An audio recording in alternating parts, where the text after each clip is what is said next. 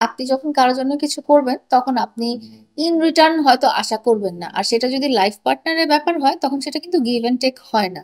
আপনার লাইফ পার্টনারের কাছে আপনি কখনো টাকা দিবেন তখন কোনো দলিল ছাড়াই টাকা দিয়ে দিবেন, বা তাকে আপনি কোনো কিছু করে দিবেন সেখানে কোনো লিখিত এগ্রিমেন্ট থাকবে না।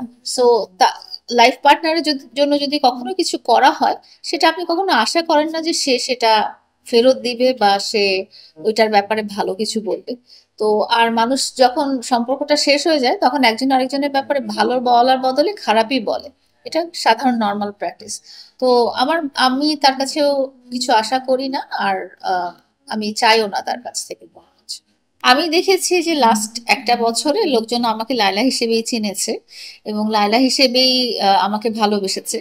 কোনো একটা ব্যক্তির সাথে জড়িত নামটা আমার 4 বছর ছিল, যেটা আমি বলেছি 4 বছর, বাট 4 বছর পার হয়ে পঞ্চম বছরে যখন আমরা আমাদের নিজেদের আলাদা স্ট্যাটাসে চলে এসেছি তখন লোকজন আমাকে লায়লা হিসেবেই চিনেছে। মনকে দেখি অবশ্যই। আমার আমার মধ্যে আমার কাছে মানবিক গুণাবলী যেটা থাকে সেটা অনেক বেশি প্রায়োরিটি পায়। একটা মানুষ মানবিকভাবে যেরকম, সেটাই আমার কাছে ইম্পর্টেন্ট। একটা মানুষের কতটা টাকা আছে বা তার আহ, সমাজের স্ট্যাটাস কেমন সেটা আমার কাছে কখনোই প্রায়োরিটি পায় না। লায়লার ভালোবাসা সবসময় মনেই ছিল, তো অন্য ব্যক্তির ভালোবাসা কিসে ছিল এটা সেই ভালো বলতে পারবো। আমি ওই দুঃস্বপ্নে কখনো ফেরত যেতে চাই না। একটা দুঃস্বপ্ন মানুষ যখন দেখে তখন সকালে উঠে সেটা ভুলে যেতেই চায়, বারে বারে মনে করতে চায় না। তো আমার লাইফে ওরকম যে আমি ওই দুঃস্বপ্নে আর ফিরে যেতে চাই না আসলে। মামলা দিয়ে কেউ কখনো কাউকে আটকে রাখে না, এটা হচ্ছে তোমার অধিকার। এটা বাংলাদেশের নাগরিক হিসেবে এটা আমার যেরকম অধিকার যে আমার সাথে যদি কখনো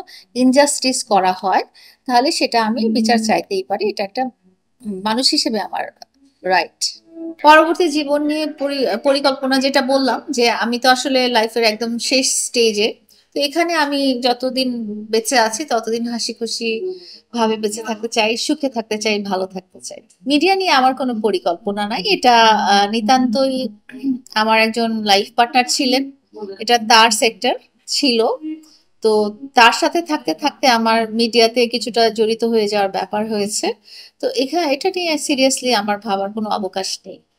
আচ্ছা, তাকে হিংসা করেও কি আপনাকে মিডিয়াতে দেওয়ার ইচ্ছা হয় না, যে সে মিডিয়াতে গিয়েছে আমিও গিয়ে যেমন নাম না না না, আমার আমার মধ্যে কারোর জন্য হিংসা হয় না। যার জন্য যেটা প্রযোজ্য, আমি যে কাজটা পারবো না সেটা আমাকে দিয়ে কোনোভাবেই হবে না।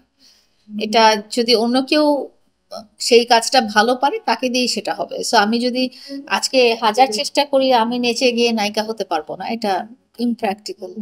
আমার জীবনের 4টা বছরে একটু ডেভিয়েশন হয়ে গেছিল। আমি নর্মাল যে জীবনের লাইফটা বা লাইফ সাইকেলটার মধ্যে ছোটবেলা থেকে বড় হয়েছি, বা বড়র যে পুরো লাইফ সাইকেলটা, সেইটার মধ্যে আমার জীবনে 4টা বছর যেটা ছিল সেটা একটু মানে আমার ইউজুয়াল লাইফ থেকে বের হয়ে যে অন্যরকম হয়ে গিয়েছিল।